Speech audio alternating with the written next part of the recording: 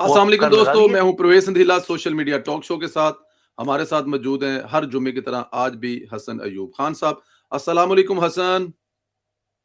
वालेकुम अस्सलाम चोई साहब, कैसे मिजाज हैं आपके? आज बॉय बने हुए हैं आप, हुडी हसन पहनकर। बस यार वो सर्दी-शर्दी है और मेहमान आए हुए हैं तो उनके साथ ज़रा घूमना पड़ता है सारा दिन। तो जहाँ पे ज़्यादा हवा सर, हो तो ये फिर हुडी ज़रा ऊपर कर लेंगे तो बचत हो जाएगी। ठीक तो है। क्या हाल है? ठीक है, खैरियत से हैं? अल्लाह का एहसान, अल्लाह का करम, शुक्र अल्हम्दुलिल्लाह। एक्स्ट्रा खुश लग रहे हैं आज, क्या हुआ है? कोई खैरियत ठीक है सब? नहीं, खुश-खुश लग बिल्कुल, रहे हैं आप। बिल्कुल, बिल्कुल खैरियत है। खुश रहना चाहिए। देखिए, रावी चैन ही चैन दिखता है, तो फिर वो चैन में तो आप खुश होंगे ना। जब हाँ, ये बेचैन बात तो है। होते हैं, तो तब आपको थोड़ा परेशान होते हैं। आज तो अल्हम्दुलिल्लाह जी, खुशी का दिन है और जिस दिन आपको पता है कि कुछ अच्छा हो मुल्क के लिए, एक नई ऐसी कानून की बालादस्ती हुई हो नई-नई, तो आपको खुशी होना चाहिए कि पाकिस्तान में कोई भी शख्स कानून से बालातर नहीं है। ये चीज़ गुज़िश्ता रोज़ का जो फैसला आया है फील्ड कोर्ट मार्शल का, जिसमें 14 साल की सज़ा हुई है फैज़ हमीद साहब को, ये यकीनी तौर पर पाकिस्तान के लिए एक बड़ा दिन है। ये खुशी का दिन है और इस पे अब देखना ये है कि जो प्रेस रिलीज़ आई थी उसमें आखिरी बात जो ज़िक्र किया गया है आखिरी पैराग्राफ में कि 9 मई का जो मामला है, वो अलग से चलेगा। अब उसमें जो मामलात चलेंगे वो तो और ही खुशाइंद हैं कि किस तरीके से रियासत पाकिस्तान के ऊपर हमला हुआ, एक डिज़ाइन किया गया, उसमें कोऑर्डिनेशन थी इमरान अहमद नियाज़ी की और फैज़ हमीद की। वो उस कोऑर्डिनेशन ने भी इंशाल्लाह बहुत जल्द सरफ़ेस के ऊपर आना है क्योंकि नाकाबिले तरदीद शवाहिद जब हासिल हो चुके हैं, तभी उसको प्रेस रिलीज़ के आखिरी पैराग्राफ के अंदर शामिल किया गया है। तो फैज़ साहब जो हैं वो और इमरान अहमद नियाज़ी, ये 2 लोग नहीं होंगे बल्कि इनके अलावा मज़ीद लोग भी इस केस के अंदर आएँगे और ये वक़्त इंशाल्लाह देखिएगा आप साबित करेगा। ये वक़्त और ये घड़ी जो मैं आपको बता रहा हूँ, ये अपने पास नोट करके रख लीजिएगा ऐसा रिकॉर्ड के तौर पर जो मेरा स्टेटमेंट है, इसको भी सँभाल लीजिएगा। वो वक़्त आएगा इंशाल्लाह लेकिन फिर भी ड्यू प्रोसेस ऑफ लॉ दोनों को फराहम किया जाएगा, दोनों का केस मिलिट्री कोर्ट के अंदर ट्रायल होना है। जी, ये बिल्कुल यही आगे जाके सवाल भी होंगे, बहुत सारी चीज़ें आपने बताई हैं, लेकिन मैं क्योंकि ज़ाहिर है मेरे सवाल तो 5-7 होंगे आपसे, तो वो ज़रा चाहूँगा कि शॉर्ट-शॉर्ट आप कर लें, जवाब दे दें, तो क्योंकि मुझे पता है आपने अभी इसके बाद लाइन लगी हुई है। कोई इतनी मसला नहीं सज़ा है। की तवक्का थी? 14 साल सज़ा? अ, नहीं, इसमें तो उनके लिए एक खुशाइंद दिन है कि उनकी जो सेंटेंस है वो 14 साल हुई है। इसमें तो डेथ पेनल्टी भी आ सकती है। डेथ जो भी पेनल्टी आ केस था सकती है फैज़ हमीद साहब जी, को? ऑफिशियल ऑफिशियल सीक्रेट एक्ट की खिलाफवर्जी की उन्होंने जो भी सज़ा सुनाई है 14 साल की, ये डेथ पेनल्टी बनती थी इसमें भी। इसमें जो मैक्सिमम पेनल्टी है वो डेथ पेनल्टी हो सकती है। जो 9 मई का मुकदमा होगा उसमें भी मैक्सिमम पेनल्टी जो है वो डेथ पेनल्टी है दोनों के लिए, इमरान खान साहब के लिए या फैज़ हमीद के लिए। उसमें तो अब देखते ही हैं कि जो फील्ड कोर्ट मार्शल का ट्रायल होगा, दोबारा उन दोनों के खिलाफ जो मिलिट्री कोर्ट में केस चलना है 9 मई का, ये मामला क्या सिमत इख्तियार करता है, उसमें भी सज़ाएँ देखिए म्यूटनी है। आपने देखे कि म्यूटनी जब किसी भी मुल्क में या किसी भी फ़ौज के अंदर कोई म्यूटनी करने की कोशिश करता है, तो उसकी सज़ा क्या होती है? प्रिज़न क्या होता है? डेथ पेनल्टी होती है और क्या होता है? और ये तो माज़ी में हमने देखा है। अब देखते हैं कि ये क्योंकि फिर भी लाडला प्रो मैक्स का स्टेटस तो नहीं रहा, लेकिन फिर भी आज भी एक पॉलिटिकल लीडर तो ज़रूर हैं इमरान अहमद नियाज़ी साहब और फैज़ हमीद भी देखें फ़ौज के अंदर उन्होंने सर्व किया है। तो अब कितना जो है वो उनके लिए लीनिएंट व्यू इख्तियार होता है। वैसे भी जो आपको पता है कि जो ब्लैक वारंट्स हैं वो सर्व नहीं होते। आजकल भी एक अरसे से क्योंकि जीएसपी प्लस के लिए पाकिस्तान में अ, जो डेथ वारंट्स हैं सॉरी जो ब्लैक वारंट्स हैं उनके तहत सज़ाए मौत नहीं होती। तो इस मामले के अंदर देखते हैं कि क्या सिचुएशन बनती है, लेकिन ये बड़ा संगीन केस है, कोई नॉर्मल केस नहीं है। ठीक। ये यानी समझ लें कि संगीन तरीन मुकदमात में से कोई मुकदमा हो सकता है, तो वो 9 मई का जो अलग से केस चलेगा, ये वो मुकदमा है। और आपने देखा ठीक हो नहीं है गया। कि इसी वजह से इमरान खान साहब को पागल हुए में हैं। वो जिस तरीके से रियासती इदारों के ऊपर हमलावर होते हैं, जैसे बंदा समझता है कि ज़हनी तौर पर कोई शख्स मफलूज हो चुका है, कोई ज़हनी मरीज़ जिस तरह उनको कहा डीजीएसपीआर ने, उन्होंने प्रीएम्प्ट कर लिया था कि फैज़ हमीद का केस जो है वो कंक्लूड हो चुका है, उनको इन्फॉर्मेशन मिल चुकी थी। तो वहाँ से उनको इस बात का अंदाज़ा था, तो इसी वजह से उन्होंने ये सारे का सारा नैरेटिव पहले से बनाना शुरू कर दिया 2 माह पहले से। तो फैज़ हमीद वाले केस में तो इमरान खान की बचत नहीं है जी, मैं बता रहा हूँ आपको। अच्छा, ज़रा ये बताइएगा कि ये जो रैंक है और दीगर मराहत वो वापस हुई हैं या नहीं हुई? क्योंकि कुछ कन्फ्यूज़न चल रही है इस पर। देखिए, रैंक तो वापस हो गया ना, ये बेसिकली रैंक लगाकर ही सज़ा होती है। अच्छा, जो फील्ड कोर्ट मार्शल होता है जिस शख्स का, उसको यानी ओहदे पर रिस्टोर किया जाता है ओके। और रिस्टोर करने के बाद फिर उसको सज़ा होती है। पहले तो ये चीज़ थी भी नहीं। ये तो मेरे ख़्याल से कोई 10-20 साल पहले की बात है कि फिर ये दोबारा रिटायर्ड और जो सिविलियंस हैं, उनको भी शामिल किया गया था। पहले तो प्योरली जो इन यूनिफ़ॉर्म लोग थे, उनका ही फील्ड कोर्ट मार्शल होता था, लेकिन बाद में को 20 एक साल पहले की बात है कि इसको थोड़ा-सा तब्दील किया गया था कानून को, और फिर अब जो रिटायर्ड और सिविलियंस के भी जो फील्ड कोर्ट मार्शल हो सकता है। तो इमरान अहमद न्याज़ी और इनके जो सिविलियन साथी हैं, उनका भी फील्ड कोर्ट मार्शल होगा। फील्ड कोर्ट मार्शल होगा। चलें ठीक है, रैंक भी वापस हो गया। एक लाइन जो एंड पे लिखी हुई है हसन के, सियासी अनासर के साथ मिलकर अदम इस्तेहकाम, इस लाइन का क्या मतलब है? और मुझे जरा ये बताएं कि ये जिन जुर्मों पर सजा हुई है, कि आपके पास इंफॉर्मेशन है, ये रिटायरमेंट होने के बाद उन्होंने जो किया है या उससे जो पहले कर रहे थे? पहले भी और बाद में भी, और 9 मई भी जो है रिटायरमेंट के बाद वाला मामला है। जो जी। सियासी नासिर के साथ मिलकर जो उन्होंने पुरतशद्दुद वाक़यात कराए, 9 मई के वाक़यात कराए, देखिए एक स्ट्रैटेजी बनाई थी, एक पूरा डिज़ाइन बना था कि जनाब हम इस तरीके से रिएक्शन दिया जाएगा, इस तरीके से यानी बगावत कराई जाएगी फ़ौज के अंदर। तो ये एक पूरे की पूरी मंसूबाबंदी थी जिसका बुनियादी एजेंडा ये था कि इमरान खान साहब का जो एक इमेज बनेगा, वो लार्जर दैन लाइफ बन जाएँगे, मज़ीद ताकतवर हो जाएँगे, मज़ीद सियासी तौर के ऊपर उनके जो जो जो प पाँव हैं, वो जम जाएँगे। और फैज़ हमीद के लिए ये था इसमें कि इमरान खान जब पावर में आएँगे तो दोबारा उनको भी ऐसा डीजीआईएसआई जो है वो तैनात कर दिया जाएगा, और वो पुराने वाले तरीक़ेकार और ताकतवर तरीन जो शख्सियत बन जाएँगे मुल्क की, फिर उस तरीके से वो ऑपरेट करेंगे, और फिर अगले 10-15 साल का उन्होंने एक अपना पूरा एक मंसूबा बनाया हुआ था। ये सारा का सारा मंसूबा इन्होंने बनाया था, और इस वक़्त में 9 मई हुआ जब जो फील्ड मार्शल थे उस वक़्त, जब आर्मी चीफ थे जो उस वक़्त, वो पाकिस्तान के अंदर मौजूद नहीं थे, वो पाकिस्तान से बाहर थे। उस वक़्त ये वाक़यात सारे पेश आए जी। बिल्कुल ठीक है। आपकी ज़ाती हैसियत में कभी फैज़ हमीद से मुलाकात हुई थी सर? हसन? नहीं, फैज़ हमीद के ससुर से मुतअद्दिद मुलाकातें जी, फैज़ हमीद के भाई से मुतअद्दिद मुलाकातें हैं, लेकिन फैज़ हमीद से कभी मुलाकात नहीं हुई। फैज़ हमीद के साथ कोई स्टाफ के अंदर जो इमीडिएट स्टाफ के अंदर कोई लोग थे, वो भी मेरे करीबी थे, लेकिन उस दौर के अंदर मैंने उनसे भी मिलना छोड़ दिया था। मैं ये बताऊँ कि फैज़ हमीद साहब की अ, जो फैमिली है, यानी उनकी जो भाई बड़े, जो नजफ़ हमीद साहब, वो हमारे गोडले की जो फैमिली है, वहाँ पर बड़ा करीबी ताल्लुक था। हुँ, मेरे वालिद की खाला की जो पाक मेहमानखाना था उसमें वो रहे थे, और वहाँ पर उन्होंने ये पटवार का कोर्स किया था गोरड़ा के अंदर। और रहा सवाल इनका उनके ससुर का, ब्रिगेडियर फारूक साहब का, तो मुझे याद है कि स्कूल डेज़ होते थे मेरे, अ, उस टाइम भी हमारा और उनका बड़ा ताल्लुक था, जो ब्रिगेडियर फारूक साहब का और मेरे वालिद का, मरहूम का। तो दोनों फ़ौत हो चुकी हैं जी। अल्लाह ताला दोनों को जन्नतुल फ़िरदौस में जगह अता फ़रमाए। आखिर वक़्त में ब्रिगेडियर फारूक साहब को डायबिटीज़ थी, तो उनकी जो टाँग थी वो कट गई थी, he was on a wheelchair, but still even that time जो उनके लास्ट ओल्ड डेज़ थे, तब भी मेरे मरहूम वालिद का उनका बड़ा इज़्ज़त-एहतराम का एक रिश्ता ताल्लुक था। उनकी जो ये रिश्ता जो हुआ, ये उस ज़माने में भी हमने ये बात सुनी थी। फिर जब इनका फैज़ हमीद साहब का कुछ हुआ था, इनका हर्नियों का कोई प्रॉब्लम हो गया था कराची में, तो वहाँ से भी इनको लेकर आए थे, ब्रिगेडियर साहब गए थे। तो इनकी फैमिली के साथ बड़ा करीबी ताल्लुक रहा है जी। लेकिन जब बिल्कुल। फैज़ हमीद साहब पावर में आए तो मैंने बिल्कुल दूरी रखी थी उनसे। बिल्कुल ठीक है। ख्वाजा आसिफ साहब ने एक रात प्रोग्राम में कहा है कि ये बाकायदा तौर पर जो जनरल बाजवा साहब हैं, उन्होंने फील्ड मार्शल को रोकने के लिए धमकियाँ लगाई और उसके बाद बगावत करने की कोशिश, और उसके अलावा मार्शल लगाने की जो बाकायदा तौर पे धमकी दी गई, और फिर साथ में ये कहा गया कि आप फैज़ हमीद को लगाएँ। तो ये भी तो जराइम ही हैं जो जो बता रहे हैं ख्वाजा आसिफ साहब। आप देख रहे हैं आगे जाके कहीं ये केस कहीं इसी और तरफ जा रहा है, या बस इमरान खान और फैज़ हमीद की? देखिए, नहीं, बिल्कुल नहीं जा रहा। देखिए, हुँ, फैज़ हमीद साहब का जो मामला 9 मई वाला है, वो पोस्ट रिटायरमेंट है। ठीक और है। जब वो रिटायरमेंट उनकी हुई थी, वो जनरल बाजवा के साथ ही उन्होंने जो रिटायरमेंट ले ली थी, 1 दिन पहले ले ली थी उनकी रिटायरमेंट जी, से। जी। और जब जनरल आसिम मुनीर को अ, जो आर्मी चीफ अपॉइंट कर दिया था, तो उस टाइम ये चीज़ हो चुकी थी। मैं आपको ये बताऊँ कि फैज़ हमीद साहब अ, अपनी जो अपने जो इश्यूज़ उनके रहे हैं पोस्ट रिटायरमेंट भी, उसका जनरल बाजवा का दूर-दूर तक कोई ताल्लुक नहीं रहा।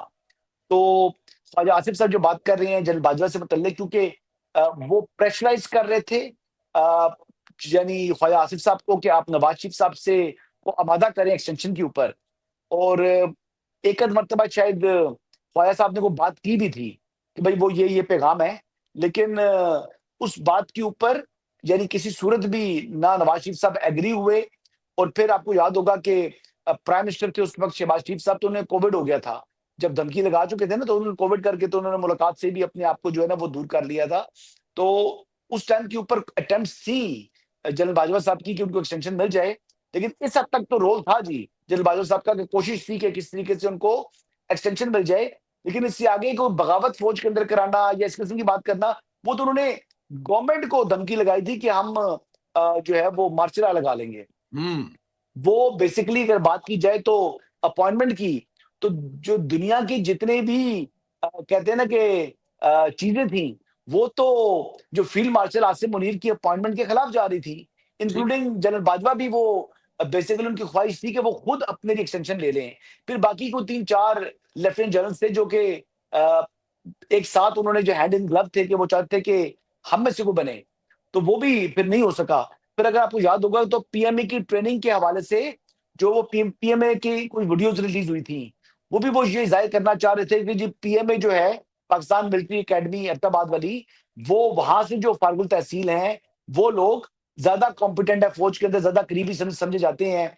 तो जो ओटीएस लॉन्ग कोर्स मंगला वाले हैं, वो जनाब वो शायद उस तरीके से फ़ौजी नहीं है। ये इस किस्म का एक इंप्रेशन देने की कोशिश की थी। लेकिन यही स्टाफ कॉलेज था ना जिसमें यानी टॉप किया था जो अब आसिम मुनीर साहब ने, सोर्ड ऑफ ऑनर तो पहले भी थे। तो वहाँ पर पीएमए के स्टूडेंट्स नहीं थे साथ उनके? पीएमए के जो मेजर साहिबान थे वो उनके साथ नहीं थे? वो भी मौजूद थे। हाँ, तो वो मौजूद थे तो फिर देखिए जो उनका रिकॉर्ड है। अच्छा, फिर उसके अलावा जो वॉर कोर्स होता है, क्या उसके अंदर वो लोग मौजूद नहीं थे? तो वॉर कोर्स में भी रिजल्ट्स चेक कर लें, फैज़ हमीद साहब के और आसिम मुनीर साहब के, कोई कंपैरिज़न ही नहीं था यार। मतलब ये समझ लें कि फैज़ हमीद साहब को यानी एक पानी में फेंका गया जाए ना दोनों, यानी आसिम मुनीर साहब को और फैज़ हमीद साहब को, तो फैज़ हमीद साहब को पीछे से पुश था, समझे? हेड जी, स्टार्ट के लिए जी, एक धक्का पुश था। दिया गया। और आसिम मुनीर साहब को 5-5 किलो के दोनों टाँगों के साथ जो है ना पत्थर बाँध के पानी में फेंका जाए। इस तरीके से उनको उनके लिए क प प पोज़ीशन थी, लेकिन फिर भी अल्लाह ताला ने उनको ना सिर्फ आर्मी चीफ बनाया, बल्कि पाकिस्तान के पहले चीफ ऑफ डिफेंस फोर्सेस के ओहदे तक पहुँचाया और पाकिस्तान के पहले आर्मी फील्ड मार्शल का एज़ाज़ भी उन्होंने अपने नाम किया। और मार्का हक़ की कामयाबी भी उन्हें अल्लाह ताला ने दिलवाई। और दुनिया के पहले आर्मी चीफ को लंच पर किसी अमेरिकन प्रेसिडेंट ने बुलाया, तो वो भी उनको बुलाया। ठीक है? तो कोई उस शख्स में ख़ुसूसियत है ना, फिर ईरान की और इसराइल की जंग-बंदी का भी जो सेहरा उनके पास जाता है। तो कौन-सा क्रेडिट नहीं है जी, ये दुनिया के लोग जो है अपनी चीज़ें प्लान करते हैं। अल्लाह ताला को कुछ और मंज़ूर है जी। No doubt. अच्छा ये आपके दोस्त भी थे और बहुत प्यार भी था आपका, मोहब्बत भी था, अल्लाह उनका अगला सफ़र आसान फरमाए, अरशद शरीफ साहब। उनको भी फैज़ हमीद ने धमकी दी थी। उन्होंने तो बाकायदा ट्वीट भी किया था अगर मैं गलत नहीं हूँ तो इस पर। हसद की बात ना करें। मतलब मैं यकीन करें मुझे बड़ा वो अजीब-सा फ़ील होता है। ठीक, आगे मैं चलते हैं। सियासत के अंदर मतलब वो अपने दोस्त के बारे में उस तरह की बातें करता हूँ ना, तो वो मेरा एक तो यानी वो सारी बात जो है ना वो प्रोफ़ेशनलिज़्म खत्म हो जाता है। फिर वो हर्ट हो जाता हूँ। मैं आगे चलते हैं अल्लाह सर, ताला हम अल्लाह ताला मैं सिर्फ़ इतना अगला कहूँगा सफ़र। कि अल्लाह ताला अरशद शरीफ के कातिलों को दुनिया में निशाने इबरत बनाए। और अल्लाह आमीन, ताला उनको हमारे सामने लेकर आए उन कातिलों को, और वो दुनिया के अंदर आमीन, ज़लील हों और मैं अपनी आँखों से देखूँ, चाहे वो आमीन। कोई भी है। वो बहुत प्यारा इंसान था, दस्तरख़्वान का खुला था, एक प्यार करने वाला आदमी था। मैं आपको अरशद की एक बात आपने शुरू कर ही दी है तो, प्लीज़। सिद्दीक जान का और अरशद शरीफ की जो सुलह थी वो मैंने करवाई थी। हुँ, अ, उनको आसिम बाजवा साहब ने कहा, वो रिफ्यूज़ कर गए। उन्हें हमाद अज़हर साहब ने कहा, वो रिफ्यूज़ कर गए। मैंने जाकर ये कहा था कि मैं आपकी सुलह का कमिटमेंट कर चुका हूँ सिद्दीक जान से, तो आपको सुलह करनी पड़ेगी। एंड ही सेड तुम ज़ालिम हो, मैंने कहा हाँ, मैं हूँ। एंड उसने मेरी इज़्ज़त रखी। तो अल्लाह ताला उसको जो आइंदा की मनाज़िल है उसकी आसान फरमाए, उसको करवट-करवट जन्नत नसीब फरमाए और आमीन। उसकी जो औलाद है, उसको दुनिया में कामयाब करे। बस यही दुआ है जी। उनमें से एक जो था उस वो अपने इबरतनाक अंजाम को पहुँच चुका है और अल्लाह उनका अगला सफ़र आसान फरमाए। कौन-सी जेल में रखा जाएगा सर? कोई जेल भी अपनी है अदारे की या किसी नॉर्मल जेल में रखा जाएगा? कहीं पीर, मुरीद और मुरीद सारे इकट्ठे तो नहीं हो रहे सर? नहीं, नहीं, नहीं, अभी जो ट्रायल है वो इस टाइम वहाँ पर उनकी कस्टडी में रहना है, मिलिट्री कस्टडी में, अभी तो 9 मई का केस चलना है। ऐसे जब नहीं तक है, वो मुकम्मल नहीं हो रहा तब सेंटेंस तक उनके पास है। सेंटेंस उनकी सर्व हो रही है। अभी तो किसी सूरत नहीं हो सकता। हो सकता है इमरान खान साहब मिलिट्री कस्टडी में आ जाएँ, अडयाला अच्छा से, जी। ये भी पॉसिबिलिटी है। और बाकी जो लोग गिरफ्तार होंगे वो भी मिलिट्री कस्टडी में आ सकते हैं। क्योंकि जब ये 9 मई का मामला होगा, केस होगा, तो ये ऐसा नहीं है, ये अडयाला के अंदर नहीं चलना। ये फिर जो केस है शायद बड़े मतलब बता रहा हूँ ना कि नाकाबिले तरदीद है, इर्रिफ्यूटेबल एविडेंस जो है सरफेस के ऊपर आ चुका हुआ है। इसी वजह से तो इमरान खान साहब टारगेट कर रहे हैं इदारे को, इसलिए इमरान खान साहब टारगेट कर रहे हैं फील्ड मार्शल को। तो ये तमाम चीजें इस तरह चल रही हैं सर। यही वजह है। चलें कोई नहीं। इमरान खान साहब के क्या हालात हैं? उनको कोई पता-शता लगा है कि फैज़ हमीद पकड़ा गया है या कोई इस जी, जी, किस्म की उनके इल्म खबर? में है, उनके इल्म में है। पकड़ा तो कब का गया वो तो बात इल्म में है, सदा का भी उनको इल्म हो चुका है। इमरान खान साहब को इस बात का इल्म है जी कि फैज़ हमीद साहब को 14 साल कैद बामुशक्कत की सज़ा हुई है। अब देख लेना, फैज़ हमीद 14 साल, इमरान अहमद न्याज़ी 14 साल, ये अल्लाह के काम है। इंसान अपने प्लानिंग अपने तौर पर करता है, अल्लाह को कुछ और मंज़ूर होता है। ये चीज़ें अल्लाह ने अपने हाथ में रखी हुई हैं और मैं ये कहता हूँ कि इंसान को जब इक़्तिदार हो तो फ़िरौन नहीं बनना चाहिए, इंसान को अपने ताकत के घमंड में नहीं आना चाहिए। इमरान खान साहब जो उस वक़्त घमंड में आ चुके थे, जो उन्होंने रवैया रखा था वो मुनासिब नहीं था। शायद उस वक़्त कोई बोला हुआ तकब्बुर उनको जो है आज इस मौके के ऊपर जो है ला खड़ा किया उसने। No doubt. और ये जो अडयाला जेल वाला आप भी और बहुत सारे लोग भी कह रहे हैं, आपने बहुत पहले सजेशन भी थी तब्दीली और ये वो जो हर जुमेरात और मंगल को लगता है ड्रामा, इसका कुछ सद्देबाप के लिए हुकूमत कुछ करेगी? कुछ देख रहे हैं कि क्या करना है या इस तरह चलता रहेगा? देखिए, एक बात तो ये है ना कि अ, उनको अडयाला का चांसलर ही उन्होंने रहना है अभी, इस वक़्त तक तो यही बात है। अभी कहीं अच्छा इसको जी, मूव नहीं किया जा रहा। ठीक है। तो अगर मूव होंगे तो जो सेंट्रल जेल है इस्लामाबाद की, जब वो ऑपरेशनल होगी तो बाकी मुल्ज़िमान के या मुजरिमान के साथ ही उनको शिफ्ट किया जाएगा। लेकिन सजेशन तो मेरा मच जेल वाला मैंने पहले दिया था, तो आज एक नया सजेशन देता हूँ। उनको वज़ीरिस्तान जेल मुंतकिल कर दिया जाए जी। अच्छा जी। क्या ख़्याल है? केपीके की हुकूमत भी है। वहाँ पर सुना है कई दिन जो है पुरानी जो लगी होती हैं, कोई माइन्स लगी हुई होती हैं, कभी फट जाती हैं। तो वहाँ पर बाहर जो है ना वो रौनक जो है ना नहीं लगेगी। वहाँ पर खामोशी रहेगी और देखें वफ़ाक के अगर वो प्रिज़नर है तो वो स्पेसिफ़िक कर सकते हैं कि फलाँ जेल में उनको मुंतकिल कर दिया जाए। तो वहाँ मुंतकिल कर दें उनको, क्या ख़्याल है? वज़ीरिस्तान। हाँ, अब अच्छी सजेशन है। अब देखें केपीके वाले लेजेंड कोई। जेल तो महफ़ूज़ होगी ना, हाँ, जेल नहीं तो जेल महफ़ूज़ तो होगी। महफूज़ होगी जेल लेकिन से बाहर जो ड्रामा लगता है वो ड्रामा नहीं लगेगा ना, वो फिर लगेगा तो फिर अपने रिस्क पे लगेगा।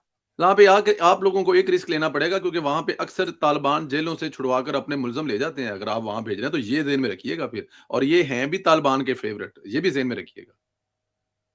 बस वहाँ पर फिर सिक्योरिटी को फूल प्रूफ बना लिया जाएगा ना, फ़िक्र तो ना करें, इतना भी कोई लूट थोड़ी पड़ी है। चलें तालिबान ठीक है। आके जनाब वो ले जाएँगे लेकिन जेल महफ़ूज़ होगी, फ़िक्र ना करें। जेल जेल में महफूज़ होगी। उनको जेल महफ़ूज़ होगी, जेल का बाहर के इलाके की हिफ़ाज़त का जो है ना वो ज़िम्मेदारी पे केपी हुकूमत की बनी ब ब बनती है ना।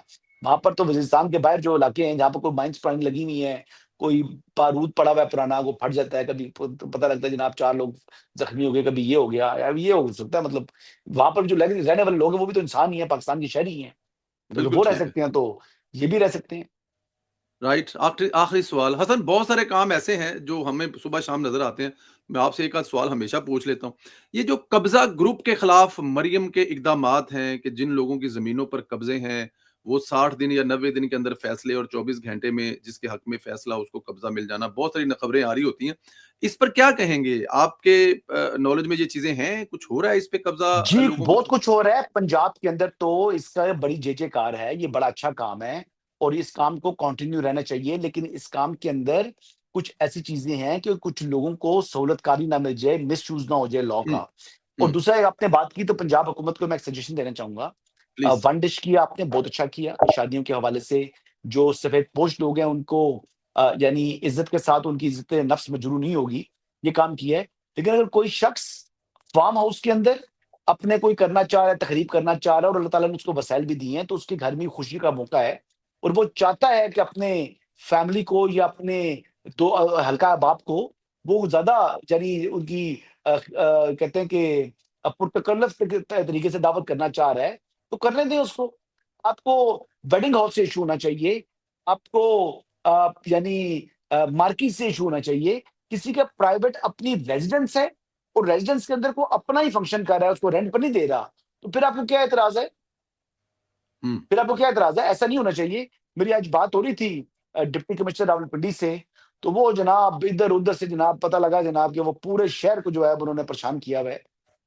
मैंने कहा वेडिंग हॉल्स की तक तो आपकी बात समझ आ रही है, तो वहाँ तक तो आप करें, मार्किज़ तक तो आप करें, लेकिन लोगों की प्राइवेट जगहों के ऊपर मत जाएँ, ये तरीकाकार नहीं है। अच्छा वो मैंने फिर पता किया जी कहते हैं जी कि स्पेशल ब्रांच की रिपोर्ट आ गई है, उस स्पेशल ब्रांच को चाहिए अपने दूसरे काम करे यार, ठीक है? और भी बड़े काम है स्पेशल ब्रांच के करने वाले, वो भी डीसीज़ वगैरह को परेशान किया हुआ है उन्होंने। तो ये मेरे ख्याल के मुताबिक जो मेरी बल्कि डीसी पंजाब की एक और डीसी है, वहाँ से बात हुई उनके साथ, खातून है वो।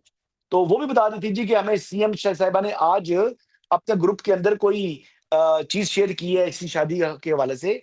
तो मैडम लोगों की शादियाँ हैं, बड़े खुशी के दिन हैं, तो लोगों को इतना परेशान ना करें। हाँ, आपने एक कानून रखा हुआ है, कानून के ऊपर अमल दरामद होना चाहिए, लेकिन कोई प्राइवेटली अपनी प्राइवेट जगह के ऊपर करता है, तो please give them a space, उनको साँस लेने दें। इतना ना करें, ज़्यादती ना करें। बहुत सारे जो अच्छे काम होते हैं, फिर वो एक आध ऐसे काम की वजह से वो भी डल डाउन होते हैं। एक और वहाँ पे जो नहीं, प्राइवेट प्राइवेट जगह पर जो कर रहा है करने जी, देना जी उसको, जी, जी, कोई जी, कमर्शियल जी, जगह जी, थोड़ी है, अपने जी, घर में कर थैंक रहा है करने दें उसको, आपको क्या मसला है? मेरी शादी राइट, हो चुकी है और मेरे बच्चों की भी नज़दीक-नज़दीक शादी नहीं है, ना ही मेरी किसी रिश्तेदार की शादी है। मैं एक लंबी बात कर रहा हूँ कि एक ऐसी चीज़ जो कि यानी प्रैक्टिकली लोगों की औलाद है ना, लोगों के अरमान होते हैं यार मैं अपने बेटे की शादी पर ये करूँगा, अपनी बेटी की शादी पर ये करूँगा, मेरे या अपने पोते की शादी पर ये करूँगा, अपने नवासे की शादी अब नवाज़ शरीफ साहब का दिल हो जुनैद सफदर साहब की शादी लाविश करने का, तो मैडम साहिबा ने तो जनाब वो लगा दिया ना अपना काम। राइट। चलें अल्लाह पाक ये सजेशन है ट्वीट करके मरियम नवाज़ साहिबा को ज़रूर हम लोग ये टैग करके करेंगे कि जी जहाँ पर अच्छे काम हो रहे हैं, तो वहाँ पर ये कुछ चीज़ें ऐसी हैं जिनको देखना चाहिए और वो ज़रूर देखती हैं। जैसे बच्चों को जो हथकड़ियाँ लग रही थी या बच्चों को जो गिरफ्तार किया जाए, तो उन्होंने कहा था कि ना इनको हथकड़ी लगाया जाए, ना इन्हें पर्चा किया जाए, वार्निंग दी जाए, तो वो ज़रूर इस पे भी लॉ सुनेंगी। को एनफोर्स करें, वन जी, डिश को एनफोर्स करें, लेकिन जो कमर्शियल जगह हैं, कोई जी, प्राइवेट जगह है और किसी शख्स की अपना फंक्शन अपनी अपनी जगह पर वो कर रहा है, उसने रेंट आउट नहीं किया हुआ, उस जगह में उस बंदे को उसकी प्राइवेसी में मुदाखलत मत डालें। अल्लाह ने अगर उसको वसाइल दिए हुए हैं और वो अपने अंदर घर के चारदीवारी के अंदर या अपने फार्म हाउस के अंदर कोई नुमाइश नहीं कर रहा, वो कोई काम कर रहा है, तो आपको इस पर इश्यू नहीं होना चाहिए। इस पर आपको इश्यू नहीं होना चाहिए। शादी के अलावा भी बंदा दावत करता नहीं करता? क्या बिल्कुल इस्लामाबाद करता है। में, पंजाब में दावतें खत्म हो गई हैं? हो रही है ना? तो वो ट्रू। फिर आप ऐसे ना करें ना, ऐसे ना करें। Right, right. Thank you Hasan, thank you very much. इंशाल्लाह अगले जुमे फिर आपसे बात होगी। बहुत शुक्रिया। खुदा हाफ़िज़ हसन।